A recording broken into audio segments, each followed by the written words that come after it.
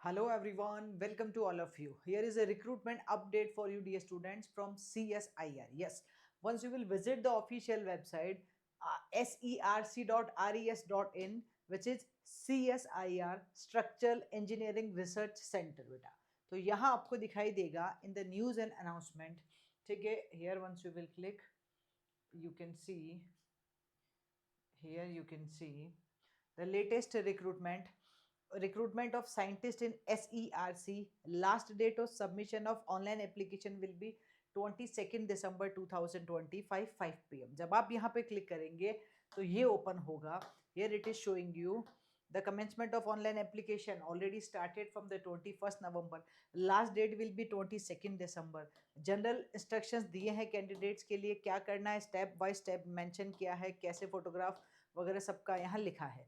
And here we are having the detail advertisement which is of 18 pages PDF. ये detail advertisement है. Let's check it out the details from here only. So as I told you, form filling start हो चुका है 21st नवंबर से. Last date है 22nd December. Okay, here you are having the opportunity to work. Here they are talking about क्या to fill up the vacancy of following post of scientist as per the detail given. First of all designation mention है इधर, number of post, pay level, basic pay, total emolument और upper age limit. तो first is scientist, total number of post 30 है. Out of the 30 post इन्होंने यहाँ category wise mention किया है कि रिजर्वेशन में कितनी आ रही है. पे लेवल रहेगा 11 पे लेवल 7 CPC से. ठीक है, बेसिक पे 67,700 से 2,08,700. Total एमिलमेंट्स as per 7 CPC means 7th.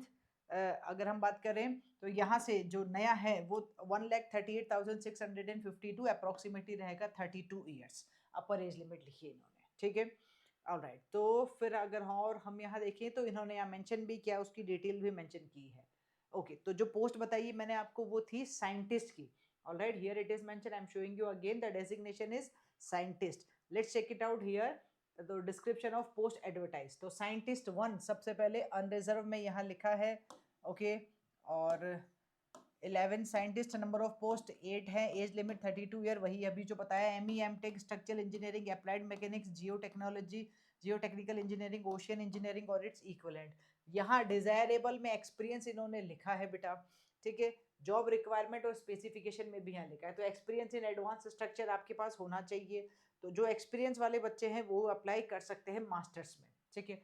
Second, here we are having scientist, number of post 4 है, 37, age limit is in this case.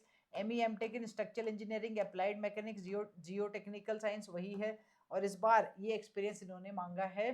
ठीक है, candidate selected would be required to work in any of the following R&D area that would call for any of the combination of analytical computation. ठीक है, यहाँ इन्होंने लिखा ये field आपका रहेगा after the selection. Then here scientist, number of post 3 है, upper age limit 37 year, ME MTech structural engineering, applied mechanics same है. यहाँ पे फिर से आ रहा है, लेकिन यहाँ you can see here the first one was for the unreserve. Okay, ये था आपके पास SC, ये रहा SC ST के लिए. तो they mention here the category wise. Then OBC NCL के लिए है same to same. Okay, and here we can go for EWS category के लिए है सेम. ओके, देन अनरिजर्व के लिए इस बार नेक्स्ट है. अनरिजर्व के लिए 6 वैकेंसी अनरिजर्व SCTC और नंबर ऑफ वैकेंसीज है 2, upper age limit 32 year, ME MTech mention electronics and communication engineering, computer science and engineering, computer technology, information technology और its relevant. Experience चाहिए होगा कंप्यूटर प्रोग्रामिंग में, software में, ये सब इन्होंने यहाँ मेंशन किया है. और वो आपका वर्क प्रोफाइल रहेगा, ये भी मेंशन. ये अनरिजर्व के लिए है बेटा. ठीक है, फिर इसी के अंदर ये भी अनरिजर्व के लिए है. नंबर ऑफ पोस्ट 1 है, बीटेक या MSc with post graduate degree in intellectual property law, तो भी आप अप्लाई कर सकते हो. फिर ये भी अनरिजर्व के लिए है, नंबर ऑफ पोस्ट 1 है, ME MTech in structural engineering, electronics and communication, यहाँ पे भी आप अप्लाई कर सकते हैं, अपर एज लिमिट 32 ईयर्स. ठीक है, तो ये वैकेंसीज थी. इसके बाद में यहाँ बेनिफिट्स अंडर काउंसिल सर्विस, कुछ जनरल कंडीशंस मेंशन की गई है. कुछ और, इंडियन नेशनल होना चाहिए. अप्लाई करने से पहले आपको यहाँ देखना होगा. ठीक है, और एप्लीकेशंस नॉट ड्यूली फिल्ड, आपको एप्लीकेशन फॉर्म पूरा फिल करना होगा. यहाँ इसी PDF में नीचे एप्लीकेशन फॉर्म भी इन्होंने दिया है which you need to fill here. Okay, so period of experience in a discipline area work, जो जहाँ भी लिखा है वो आपको मिनिमम जो भी रिक्वायरमेंट है उतना होना ही चाहिए बेटा.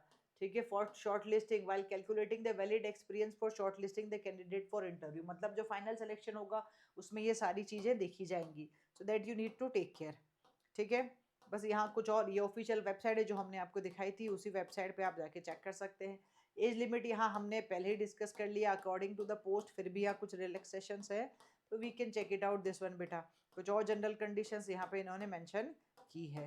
ठीक है, और अगर हम आगे यहाँ जाते हैं mode of selection which is one of the very important thing.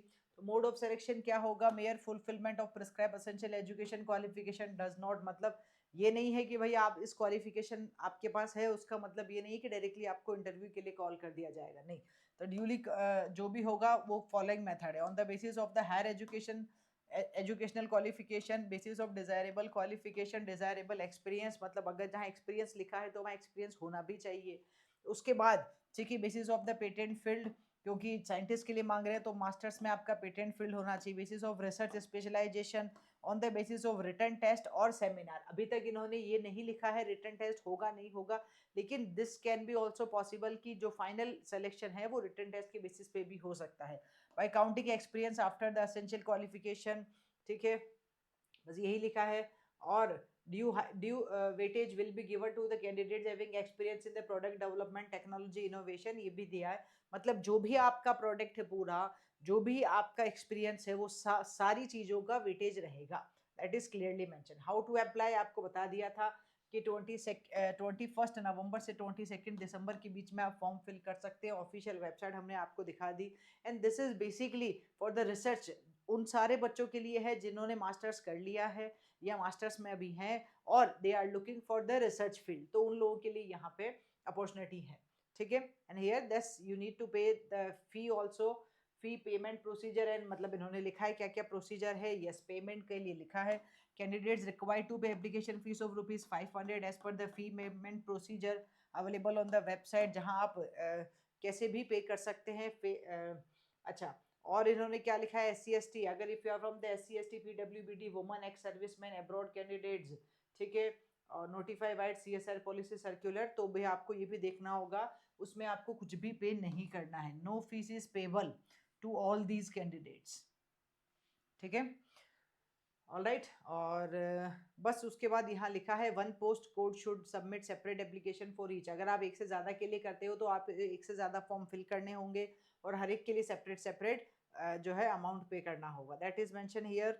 ये ऑफिशियल वेबसाइट है जो आपको दिखा दी थी। एप्लीकेशन फॉर्म फिल करना होगा, आधार कार्ड सिग्नेचर वेरिफिकेशन होगा, सब कुछ यहाँ मेंशन किया गया है, बस यही है। फिर फॉर्मेट फॉर सर्टिफिकेट, जो जो भी जिस भी फॉर्म में चाहिए वो फॉर्म भी इन्होंने यहाँ मेंशन किया है, इस फॉर्मेट में चाहिए होंगे। And then here format of no objection NOC के लिए इन्होंने यहाँ एक फॉर्मेट भी लिखा है, इसी फॉर्मेट में आपको सबमिट करना होगा बेटा। फिर यहाँ form of certificate to be proceeded for claiming age concession, अगर आप एज कंसेशन के लिए जाना चाहते हो तो ये वाला फॉर्म आपको वहाँ सबमिट करना होगा। ठीक है, और then here we are having, तो ये सारी चीज़ें डिटेल्स में मेंशन किया है। Here you can proceed, you can go for it बेटा। यहाँ पे फॉर्म फिलिंग के लिए भी लिखा है। और as I show you the official website, ये ऑफिशियल वेबसाइट था। यहाँ पे ऑप्शन भी आएगा, जब आप इसको थोड़ा और क्लिक करेंगे तो here you will have the option for apply online. जब आप अप्लाई ऑनलाइन पे जाएंगे तो यहाँ से आपको अप्लाई ऑनलाइन का ऑप्शन भी आएगा, and then you can go for the that one. यहाँ पे आप प्रोसीड कर सकते हो, स्टेप बाय स्टेप कर सकते हो। और यहाँ आई थिंक ये लास्ट में जाके आएगा रजिस्टर नाउ और लॉगिन। अगर आपने ऑलरेडी रजिस्टर किया हुआ है तो डायरेक्ट लॉगिन कर लो, नहीं किया हुआ है तो register now and then you can proceed. ठीक है, ऑलराइट गाइस, तो if you are looking for research opportunity then yes this is a good opportunity, you can check it out. Thank you.